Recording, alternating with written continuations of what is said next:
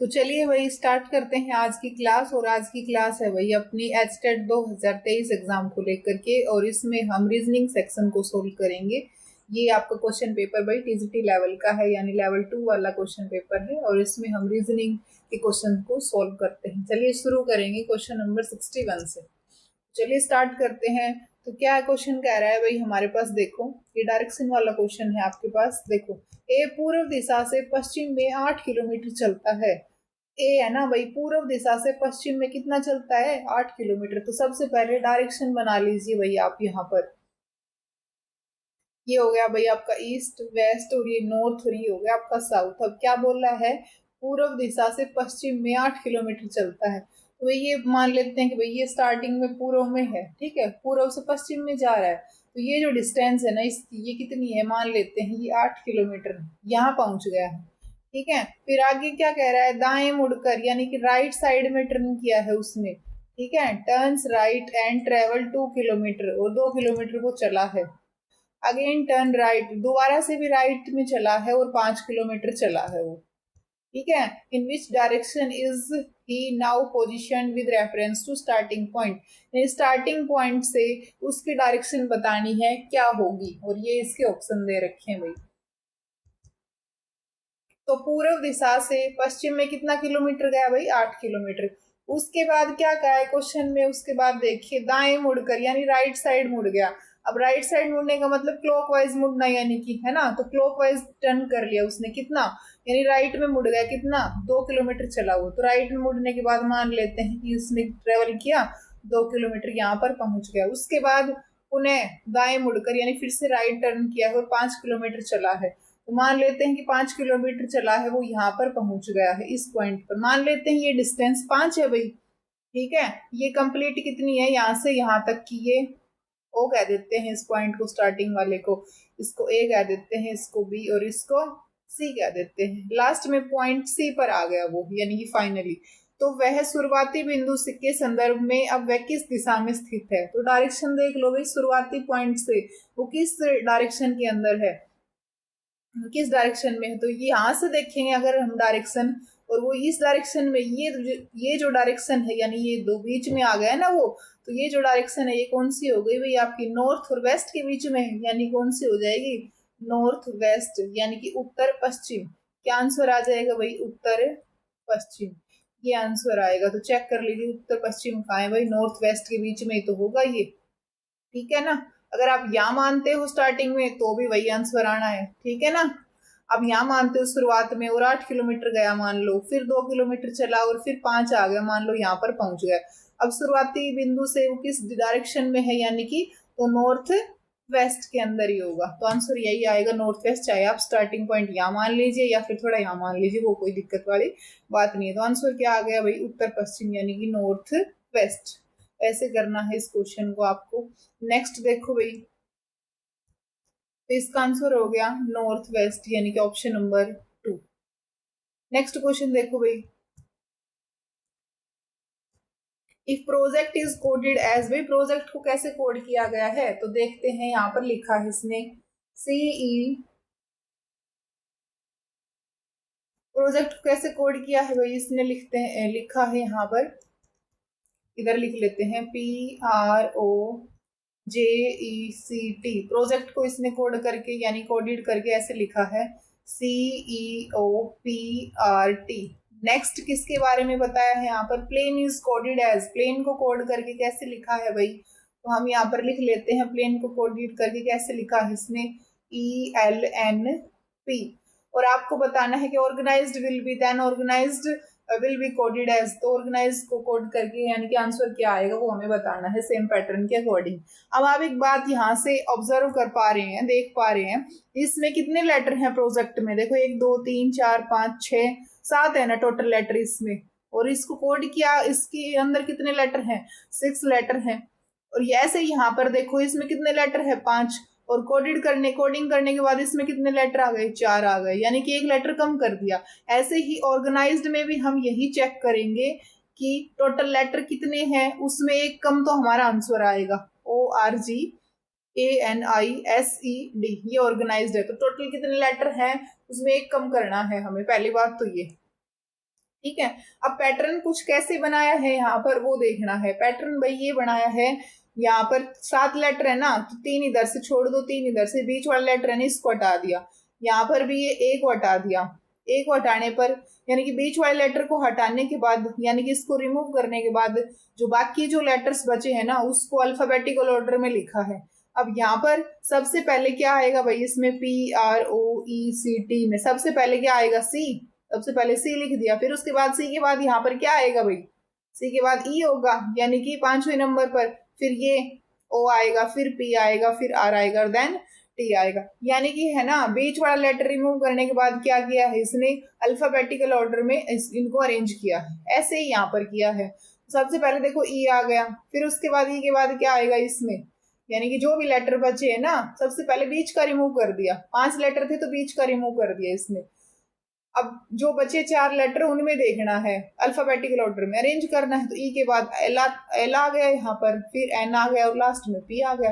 ऐसे ही इसको अरेंज कर दो, तो बीच का लेटर कौन सा है उसको हटा दो भाई, तो 4 तो ये हो गए और 4 ये हो गए, बीच का लेटर कौन सा है, एन को रिमूव कर दो और अल्फाबेटिकल ऑर्डर में लिख दो आंसर। तो एन को रिमूव करने के बाद क्या क्या बचते हैं आपके, तो सबसे पहले ए आएगा भाई अल्फाबेटिकल ऑर्डर के अकॉर्डिंग, ठीक है। फिर उसके बाद भाई क्या है, डी आएगा, फिर उसके बाद ई आएगा, उसके बाद भाई आपका जी आएगा, देन भाई आपका आई आएगा और फिर ओ बचता है, फिर आपका भाई आर होगा और फिर लास्ट में एस होगा। तो ये आंसर देख लो भाई कौन से ऑप्शन में है, यही हमारा करेक्ट आंसर है। तो चेक करो भाई ADEG, ADEG, IO, यहाँ पर ये तो है नहीं, IO ये भी नहीं है, हमारा ऑप्शन नंबर 4 करेक्ट है।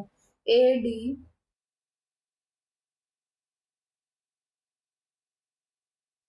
आंसर है हाँ ADEGIORS, ऑप्शन नंबर 4 में ये बिल्कुल सही दे रखा है, तो यही इसका करेक्ट आंसर है। ठीक है, तो थोड़ा सा ये क्वेश्चन इस टाइप से करना था, ये इसका आंसर है। नेक्स्ट क्वेश्चन देखो भाई, इन ए रो ऑफ बॉयज, बॉयज की पंक्ति में यानी कि लड़कों की पंक्ति में ए इज 7th, ए की पोजीशन बताई है कि भाई ए 7वें स्थान पर है, और बी की पोजीशन क्या बताई है, B is 12 from the right. A की पोजीशन भाई लेफ्ट से कितनी दी है, 7वीं दी है, और बी की पोजीशन राइट से कितनी दी है भाई, क्वेश्चन के अकॉर्डिंग 12 दी है। आगे कह रहा है कि after interchanging if they interchange their position, यदि वे अपना स्थान परस्पर बदल लेते हैं तो ए है ना वो 22वां हो जाता है लेफ्ट साइड से, यानी बाई तरफ से वो 22वां हो जाता है। तो आपको बताना है कि हाउ मेनी टोटल बॉयज और आर देयर इन रो, यानी कि लड़कों की पंक्ति में कुल लड़के कितने हैं, यानी कुल लड़कों की संख्या हमें बतानी है। तो इंटरचेंज करने के बाद जो नई पोजीशन आएगी उसमें है ना ए की पोजीशन लेफ्ट से दे रखी है, कितनी है भाई, 22वीं है। आपको बताना है भाई टोटल बॉयज, तो टोटल बॉयज निकालने के लिए क्या करेंगे भाई, इन दोनों को जोड़ दो यहाँ पर और एक माइनस करवा दो। 22 प्लस में 12 कितने हो जाएंगे भाई, इन दोनों को हमने जोड़ा तो ये हो गया 22 प्लस 12, तो 22 और 12 को जोड़ा तो कितना आ गया, ये 34 आ गया, और 34 में से एक को आप माइनस करवा दो, तो आंसर क्या आ जाएगा भाई आपका 33 यानी कि 33। तो ये आंसर हो गया ऑप्शन नंबर 3। नेक्स्ट क्वेश्चन देखो भाई, तो इसका आंसर हो गया भाई ये टोटल पंक्ति में हमें कुल लड़कों की संख्या बतानी है, तो पंक्ति में कुल लड़कों की संख्या कितनी आएगी भाई, 33 आएगी। नेक्स्ट क्वेश्चन देखो भाई, ब्लड रिलेशन वाला क्वेश्चन है ये आपका, देखो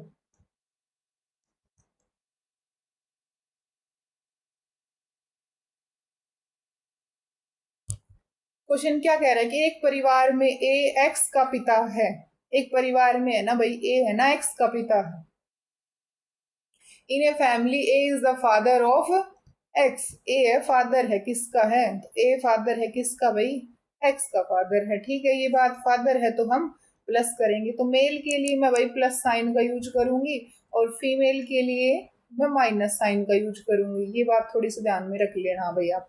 तो एक्स का फादर कौन हो गया, ए हो गया, यानी कि ए एक्स का पिता है, पिता है तो मैंने यहाँ पर प्लस साइन का यूज कर लिया। एक्स के बारे में बताया नहीं कि एक्स लड़का है या लड़की है, ठीक है, तो एक्स को हम नहीं कर रहे यहाँ पर। B is the mother of Y, तो बी मदर है किसकी है भाई, वाई की है। अगर मैं y को इधर लिख लेती हूँ तो y की मदर कौन हो गई भाई, b हो गई। नेक्स्ट लाइन क्या गई है, the sister of x and z, यानी कि x की और z की बहन कौन है, y है। यानी किस किस की बहन है भाई, x की, यानी कि x की और z की बहन कौन है, y है। यानी कि ये y क्या है भाई, y क्या है, बहन है ना, बहन है y, तो बहन है, तो ये मैंने यहाँ पर माइनस कर लिया, क्योंकि फीमेल के लिए मैं क्या साइन यूज कर रही हूँ भाई, माइनस का साइन यूज कर रही हूँ। ठीक है, फीमेल के लिए मैं माइनस साइन का यूज कर रही हूँ, मेल के लिए प्लस। ठीक है, ये पिता है ए, तो प्लस यूज कर लिया मैंने। ठीक है, ये क्या है बी, माता है, तो माता है, तो ये माइनस हो गई। अब ये क्या कह रहा है क्वेश्चन में कि एक्स और जेड की बहन कौन है, वाई है, तो ये हो गई बहन इनकी। ठीक है, इसका मतलब ए और बी क्या हो गई भाई, हस्बैंड वाइफ हो गए। ठीक है ना, ए और बी क्या हो गई, हस्बैंड वाइफ हो गए। अब आगे क्वेश्चन में क्या कह रहा है वो पढ़िए। निम्नलिखित कथनों में से कौन सा कथन निश्चित रूप से सही नहीं है, यानी कौन सी इनमें से स्टेटमेंट है वो बिल्कुल सही नहीं है। अब देखो, पहली लाइन तो क्या है कि बी ए की पत्नी है, तो ये बात तो सही है कि बी ए की पत्नी है, तो ये चीज तो सही है। नेक्स्ट लाइन देखो, बी की एक पुत्री है, तो बी की भाई एक पुत्री भी है जिसका नाम क्या है, वाई है, सही बात है ये। नेक्स्ट लाइन क्या कही है कि एक्स ए का पुत्र है, तो भाई एक्स ए का पुत्र है, एक्स ए का पुत्र है, ये बात तो यहाँ पर इसने बताई ही नहीं क्वेश्चन में। एक्स का तो यहाँ पर जेंडर दिया ही नहीं कि भाई लड़का है लड़की है। ठीक है, तो यही बात इसकी गलत है। ठीक है ना, एक्स ए का पुत्र है, ये बात निश्चित रूप से सही थोड़ी है, इसने बताया थोड़ी है क्वेश्चन में कि एक्स लड़का है, बताया नहीं ना इसके बारे में, तो यही इसका आंसर रहेगा, x is the sun of A. Next fourth point और पढ़ लेते हैं, वाई जेड की बहन है, तो ये तो इसने बताया है कि एक्स व जेड की बहन कौन है, वाई है, तो वाई बहन है जेड की, तो ये बात तो क्वेश्चन में दे रखी है, तो ये तो सही है। तो गलत कौन सी है, नहीं कौन सी है, तो ऑप्शन नंबर थर्ड ही रॉन्ग होगा। यानी कि निश्चित रूप से सही कौन सा नहीं है, यही नहीं है कि X is a son of A, क्योंकि एक्स बेटा है ए का, ये बात क्वेश्चन में बता नहीं रखी निश्चित रूप से, यानी कि डेफिनेटली नॉट ट्रू, तो आंसर रहेगा ऑप्शन नंबर थर्ड, क्योंकि एक्स का यहाँ पर क्वेश्चन में जेंडर नहीं बताया कि एक्स लड़का है या लड़की है। ठीक है, तो आंसर यही हो जाएगा option number third. Next question देखो भाई, नेक्स्ट क्वेश्चन में आपको रॉन्ग नंबर बताना है इस सीरीज के अंदर। Find the wrong number in the given series, दी गई श्रृंखला में गलत संख्या कौन सी है। तो नंबर सीरीज लिख लेते हैं, फिर उसके बाद हम चेक करेंगे क्या डिफरेंस रहेगा, क्या कुछ रहेगा। तो लिखते हैं 0, 3, 9, 12, 36, और आगे क्या बन रहा है भाई आपका 40, 39, नेक्स्ट है भाई 42, फिर है 120 एंड देन है 360। आपको बताना है भाई इनमें रॉन्ग टर्म कौन सी है, यानी कि इन सभी संख्याओं में से एक टर्म भैया आपकी रोंग है, वो हमें यहाँ पर क्या करनी है, कैलकुलेट करनी है, यानी कि बतानी है। तो कैसे बताएंगे, सबसे पहले डिफरेंस चेक कर लो आप, या तो ठीक है, डिफरेंस नहीं चेक करना चाहते, डायरेक्ट करना चाहते हैं तो डायरेक्ट कर लीजिए, बट डिफरेंस चेक करने से थोड़ा सा इजी हो जाएगा। यहाँ इन दोनों में डिफरेंस 3 है भाई, यहाँ इन दोनों में डिफरेंस की बात करें कितना है, 6 है। इन दोनों में डिफरेंस कितना है भाई, आगे अगर देखें इनमें 3 का हो जाएगा, आगे देखें तो आगे कुछ ज्यादा हो जाएगा, तो यहाँ डिफरेंस तो है ना, थोड़ा मिक्स मैच सा नहीं बन रहा है ना। कुछ और पैटर्न देखते हैं, पैटर्न यहाँ पर ये बनेगा, देखो आपको स्पष्ट नजर आ जाएगा। देखो अगर यहाँ ये नंबर देखेंगे, ये दूसरा नंबर कैसे आया होगा, ये 3 कैसे आया होगा, पहली संख्या में 3 जोड़ने पर आ गया होगा ये 3। ये 9 कैसे आया होगा, दूसरी संख्या को 3 से गुणा करने पर, यानी कि देखो यहाँ पर 3 जोड़ दिया, इसमें 3 ऐड कर दिया, जोड़ दिया है, इसमें 3 को गुना कर दिया, तब ये 9 आ गया, यानी कि 3 को 3 से गुना कर दिया, कितना आ गया, 9 आ गया। आगे 12 कैसे आएगा, 9 में 3 को जोड़ने पर 12 आ गया। आगे 36 कैसे आएगा भाई, 12 को 3 से गुणा किया तो कितना आ गया, 36 आ गया। नेक्स्ट 39 कैसे आया होगा भाई, 36 में 3 को जोड़ दिया, कितना आ गया, 39 आ गया। ठीक है, तो यहाँ पर प्लस कर दिया, तो आगे क्या करना पड़ेगा भाई, गुना करवाना पड़ेगा, यानी कि तो 39 को 3 से मल्टीप्लाई करो, 39 को 3 से मल्टीप्लाई करेंगे, यानी कि 9 3 27, 3 3 9 10 11। यहाँ पर 42 की जगह क्या आना चाहिए था भाई, 117 आना चाहिए था। ठीक है, अब अगर 117 आता है तो आगे एक बार नंबर और चेक करते हैं। तो ये देखो 117 कैसे आया भाई, 39 को 3 से गुणा करने पर 117 आया। अब 120 कैसे आया होगा, 117 में 3 जोड़कर यानी कि 120, सही है। 360 कैसे आया, यानी कि 120 को 3 से गुणा करने पर 360। तो यहाँ पर पैटर्न क्या है, सबसे पहले 3 जोड़ा, ठीक है, फिर उसके बाद 3 से मल्टीप्लाई किया, फिर उसके बाद 3 जोड़ा है, 3 से मल्टीप्लाई किया, ये पैटर्न यहाँ बन रहा है। देखो 0 में 3 जोड़ दिया 3 आ गया, 3 को 3 से गुणा किया 9 आ गया, 9 में 3 जोड़ दिया 12 आ गया, 12 को 3 से गुणा किया 36, 36 में 3 जोड़ दिया भाई 39। अब 39 को 3 से गुणा कराएंगे तो 117 आएगा। दे क्या रखा है भाई 42, तो गलत टर्म यानी रॉन्ग नंबर कौन सा है भाई आपका 42। आंसर हो गया ऑप्शन नंबर 3, ठीक है। नेक्स्ट क्वेश्चन देखो भाई, नेक्स्ट क्वेश्चन हमारा ये फिर से डायरेक्शन का ही क्वेश्चन आ जाता है हमारे पास, देखते हैं इसको।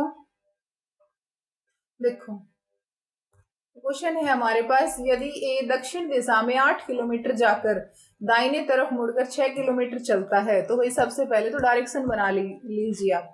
तो ये हो गया भाई आपका ईस्ट, इधर हो गया भाई आपका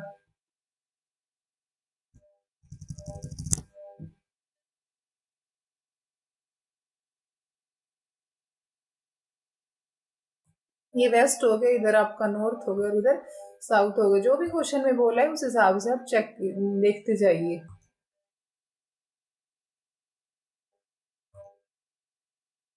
अब क्या कहा है कि ए दक्षिण दिशा में 8 किलोमीटर चला, तो भाई मान लेते हैं कि ये स्टार्टिंग में यहाँ पर है दक्षिण दिशा में, यानी कि वो यहाँ पहुंच गया। कितना किलोमीटर चला भाई, 8 किलोमीटर चला, यानी कि ये डिस्टेंस कितनी हो जाएगी यहाँ से लेके यहाँ तक की 8 किलोमीटर। आगे क्या बोला है, दाहिने मुड़कर 6 किलोमीटर चलता है, तो भाई राइट में टर्न कर दो, 6 किलोमीटर चल गया यानी कि यहाँ पहुंच गया है वो, ठीक है। अब आगे फिर से देखो, तथा पुनः उत्तर पूर्व में मुड़कर, उत्तर पूर्व दिशा में मुड़कर 10 किलोमीटर चलता है। भाई पहले तो दक्षिण दिशा में यानी कि साउथ के अंदर 8 किलोमीटर चला, फिर राइट में टर्न कर लिया, कितना चला 6 किलोमीटर चला है। फिर उसके बाद उत्तर पूर्व में यानी कितना किलोमीटर चला है, उत्तर पूर्व में यहाँ पहुंचने के बाद उत्तर पूर्व में कितना चला भाई 10 किलोमीटर चला है। तो भाई ये उत्तर है और ये पूर्व है, तो ये जो डायरेक्शन हो जाएगी यानी कि वापस ये जो डायरेक्शन है ये कौन सी हो जाएगी, ये उत्तर पूर्व हो जाएगी, यानी नॉर्थ ईस्ट हो जाएगी आपकी, ठीक है। इसमें कितना चला 10 किलोमीटर। वैसे भी यहाँ पर एक पाइथागोरस थ्योरम भी अप्लाई हो रही है। ये एंगल अगर 90 का है, ये जो कोण है आपका 90 डिग्री का है, राइट एंगल ट्राइंगल है, तो 6 का स्क्वायर प्लस 8 का स्क्वायर करोगे 10 ही आता है, बिल्कुल सही है ये। अगर 6 का स्क्वायर प्लस 8 का स्क्वायर करेंगे, 6 का स्क्वायर 36, 8 का स्क्वायर 64, तो ये 100 बनता है, और 100 का स्क्वायर रूट निकालेंगे तो 10 ही आता है। तो यहाँ पर एक राइट एंगल ट्राइंगल बन रहा है ना। लेकिन हमें क्वेश्चन में क्या पूछ रहा है वो देखो, ए प्रारंभिक बिंदु से कितनी दूरी पर है। तो ए भाई स्टार्टिंग में यहाँ था, यहीं पर ही पहुंच गया, लास्ट में भी वो यहीं पर पहुंच गया, यानी कि इसी पॉइंट पर पहुंच गया। तो डिस्टेंस कितनी कवर करी, 0 किलोमीटर डिस्टेंस दूरी पर है वो। जहां पर स्टार्टिंग में था, प्रारंभिक बिंदु पर था, बाद में भी वो उसी बिंदु पर ही आ गया, यानी कि पहले चला था वहीं उसी पॉइंट पर वो दोबारा से पहुंच गया है। तो कितना किलोमीटर चला, यानी कि भाई वो कितना किलोमीटर चला 0 किलोमीटर, बाद में वो इधर ही तो पहुंच गया, इसी पॉइंट पर ही पहुंच गया, ठीक है। बी कह देते हैं या कुछ और पॉइंट मान लो, ओ मान लो, यहां से चलना स्टार्ट किया था ओ से ए ने, और घूम फिर के फिर इधर ही पहुंच गया। तो कितना किलोमीटर चला 0 किलोमीटर, यानी कि आंसर रहेगा option number first. Next question देखो भाई, ये आपका 67 मैथ का है, 68 भी मैथ का है, 69 भी मैथ का क्वेश्चन है। रीजनिंग वाले पे चलते हैं, रीजनिंग वाला ये भी आपका भाई मैथ वाला ही क्वेश्चन है 70 का। चलो रीजनिंग चेक करते हैं, 74 वाले क्वेश्चन पे चलेंगे। The missing term of the following series की आपको मिसिंग टर्म बतानी है कि कौन सी जो टर्म है वो यहाँ पर मिस है, यानी कि चारों ऑप्शन में से यहाँ पर क्या फिल करना पड़ेगा आपको, क्या आएगा। सीरीज क्या दे रखी है वो लिख लेते हैं, DBC KIJ, नेक्स्ट है QOP, और नेक्स्ट टर्म भाई आपको बतानी है यहाँ पर क्या आएगा, ठीक है। तो देख लो एक बार इसका पैटर्न क्या बन रहा है। देखो 2, 3 और ये 4, यानी कि सेकंड नंबर पे है। ऐसे ही इसका लिखो भाई 9, 10 और 11, ऐसे ही इसका लिखो भाई 15, 16 और 17। तो यहाँ पर पैटर्न क्या बनेगा, यानी कि बीच वाले लेटर से स्टार्ट करना है, फिर लास्ट वाला लेटर और फिर फर्स्ट वाला लेटर। तो क्या आ जाएगा भाई आपके पास ऑर्डर, क्या बन जाएगा यहाँ पर ऑर्डर बनेगा, यही आंसर आएगा भाई इसका। तो यहाँ पर आएगा TUV, यानी कि सेकंड जो लेटर है वो आएगा पहले। तो पहले सेकंड लेटर को लिख लो T, फिर उसके बाद T के बाद क्या आता है U, और फिर क्या आ जाएगा भाई V आ जाएगा, यानी कि ये 20 हो गया, ये 21 और ये 22। यहाँ पर नंबर्स नहीं भी पता है ना, आप ये लेटर की रैंकिंग अगर से नहीं करना चाहते ना, आप अगर लेटर की रैंकिंग से नहीं करना चाहते, डायरेक्ट करना चाहते हैं तो भी सही है। देखो B के बाद C के बाद आ गया D आपका, I J और फिर हो गया K O P और क्या यहाँ पर क्या हो जाएगा आपका T U और V। नेक्स्ट यहाँ पर ये दे ही रखा है देखो X Y और फिर Z। तो आंसर यही आएगा, ऑप्शन नंबर 4 यही आएगा। बाकी में देखो U के बाद W नहीं आता, T के बाद V भी नहीं आता, S के बाद V भी नहीं आता, तो आंसर यही रहेगा, ऑप्शन नंबर 4। ठीक है, तो थोड़ा सा ये आपको चेक ऐसे ही करना था, क्योंकि यहाँ से बीच वाले लेटर से शुरू करेंगे, फिर ये वाला लेटर आएगा, फिर ये वाला लेटर आएगा, यानी कि या तो नंबरिंग के हिसाब से देख भी सकते हैं कि 2 3 4, फिर आगे ऐसे ही बनाया गया है ये ऑर्डर। तो आंसर वही ऑप्शन नंबर 4 आएगा इसका। नेक्स्ट क्वेश्चन पे चलते हैं।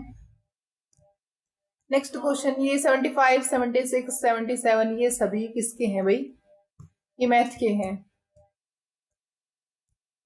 नेक्स्ट क्वेश्चन ये वाला कर लेते हैं, क्वेश्चन नंबर 79 है भाई रीजनिंग का। Find the odd one from the given alternative. ये चारों जो आपके पास यहाँ पर ऑप्शन दे रखे हैं, इनमें आपको डिफरेंट बताना है कि ओड वर्ड यानी कि विषम को ज्ञात करना है। देखो क्या क्या दे रखे हैं, देखो सारंगी है, वीणा है, गिटार है, बांसुरी है, वॉयलिन, हार्प, गिटार और फ्लूट। तो इनमें डिफरेंट कौन सा होगा, डिफरेंट कौन सा होगा भाई, फ्लूट होगा, बांसुरी होगा। ठीक है, बाकी इन सब में क्या होती है, स्ट्रिंग होती है ना, स्ट्रिंग होती है, मेटल की स्ट्रिंग होती है, और बांसुरी को हवा के माध्यम से यानी कि बजाया जाता है, यानी कि तो आंसर यही रहेगा, ऑप्शन नंबर 4। नेक्स्ट क्वेश्चन देखो भाई, नेक्स्ट क्वेश्चन है हमारा 80 का, ये भी रीजनिंग का ही क्वेश्चन है। देखो क्वेश्चन नंबर 80 का क्या है हमारे पास, क्वेश्चन क्या कह रहा है, देखो 16 माइनस 4 2 दे रखा है आपको, और आगे दिया है 9 माइनस 3 2 दिया है, और उससे आगे दिया है भैया आपके पास 18 माइनस 3 4 दे रखा है। तो आपको बताना है 64 माइनस 4 क्या आएगा, ये बताना है आपको। तो कैसे करेंगे, करते हैं शुरू। देखो 64 माइनस 4, तो 64 नहीं है, सॉरी 16 है, 16 में से 4 गए 2 नहीं आता, लेकिन ये रीजनिंग के अकॉर्डिंग बनाया है। तो 16 में से 4 को माइनस करेंगे तो 12 आता है, लेकिन यहाँ 2 दे रखा है। एक बार है ना इस 2 की पावर 4 करके देखो, 2 की पावर 4, यहाँ पर ये जो 2 है ना इसकी पावर 4 करेंगे तो 16 आ जाता है, यानी कि तो इसको लिखेंगे 2 की पावर 4 माइनस 4। ये ऐसे पैटर्न बना है। इसका कैसे बना है, ये 2 है, ये 3 है, एक मिनट रुको, इसको भैया ऐसे नहीं करेंगे, 2 की पावर 4 नहीं तो लिख देंगे, लेकिन है ना यहाँ पर ये जो नंबर दे रखा है ना 4, इसका स्केयर, ये जो नंबर 4 है इसका स्केयर माइनस 4, तो ये पावर है ना ये लिख दी इसने 2। ठीक है, यहाँ पर करो ये जो नंबर है इसका स्केयर, यानी कि ये जो 2 है ना इसको तो आपको पावर में रखना है, माइनस ये 3 है, तो 3 का स्केयर कितना हो गया यहाँ पर, ये 9 हो गया, यानी कि 9 को हमने लिख दिया 3 का स्केयर।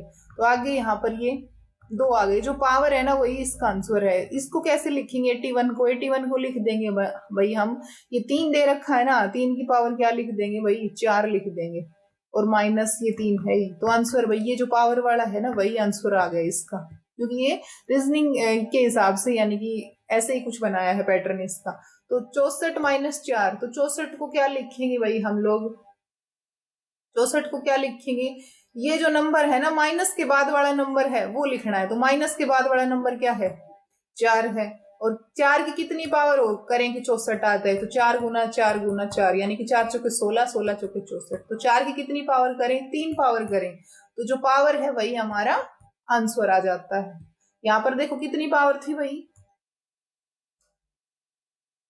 यहाँ पर कितनी पावर थी 4 की, 2 थी तो 2 आंसर आ गए। यहाँ पर 3 की पावर कितनी थी, 2, तो 2 आंसर आ गए। यहाँ पर 3 की पावर कितनी है भाई, 4, यानी कि 3 को 4 पर मल्टीप्लाई करेंगे, 3 की पावर 4 करेंगे तो 81 आता है। तो आंसर क्या आ गया इसका, 4 आ गए, यानी कि कोडिंग के हिसाब से। ऐसे ही 4 की कितनी पावर करें कि 64 आ जाए, 3 करना पड़ेगा, तो आंसर क्या आ गया भाई इसका, 3 कहाँ है, ऑप्शन नंबर फर्स्ट में। तो ये थोड़ा सा अलग सा क्वेश्चन है, कुछ ऐसे क्वेश्चन भी आ जाते हैं, तो आपको थोड़ा भाई वेल प्रिपेयर होके जाना है। चलिए रीजनिंग के क्वेश्चन भाई खत्म हो जाते हैं टीजीटी लेवल वाले क्वेश्चन पेपर में। नेक्स्ट हमारा एक पेपर बच गया 2023 लेवल 3 यानी पीजीटी लेवल वाला क्वेश्चन पेपर में रीजनिंग के हम क्वेश्चन करेंगे, नेक्स्ट क्लास के अंदर करेंगे। आज के लिए इतना ही, मिलते हैं किसी नेक्स्ट क्लास में। Thanks for watching.